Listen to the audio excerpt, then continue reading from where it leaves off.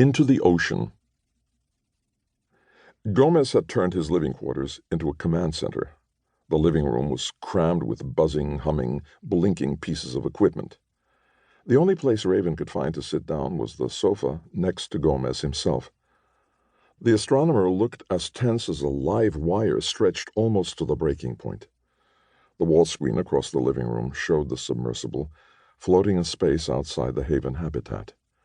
The screen's audio system was counting down the seconds to the sub's launch.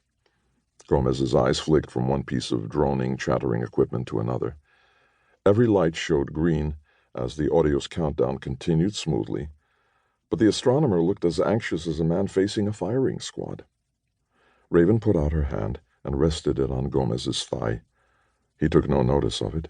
His head swiveled back and forth, peering at the various consoles as if he were keeping them functioning by his own willpower alone. T-minus 10 seconds, the audio voice intoned. Gomez's already taut posture stiffened even more. Raven thought that if ever he devoted this much concentration to lovemaking, he'd be a marvelous partner. 4, 3, 2, 1, ignition, said the monitor's emotionless voice. For an instant, nothing seemed to happen. Then the globular submersible disappeared. It flashed out of sight faster than Raven could blink. Gomez pointed a trembling finger at one of the consoles. "It's on its way," he croaked, his voice hoarse with tension.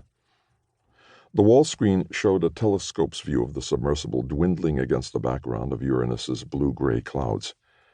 Raven sat wordlessly beside Gomez as the astronomer turned his head slowly to stare at each and every one of the consoles littering his living room. She didn't know what to say, what to do. The telescope still showed the submersible hurtling closer to Uranus's unbroken expanse of clouds. Off in the upper right corner of the screen swirled the dark circle of a mammoth storm the size of Asia. "We won't be able to see it once it enters the clouds," Gomez muttered. It was the longest sentence he'd spoken to Raven in more than an hour. "We won't see it enter the sea?" she asked. "No, but we'll know when that happens. All the telemetry will cut off." "It will go silent?" "Yes." With a wry smile, Gomez added, "Then I'll know how my father felt when I left our home and went to the university." "But you could write to him. Talk to him by telephone," said Raven. "I could have." Raven reached for his hand. "It will be all right, Thomas. Everything's going to be fine." He nodded, but answered bleakly, "There's only a few thousand things that could go wrong.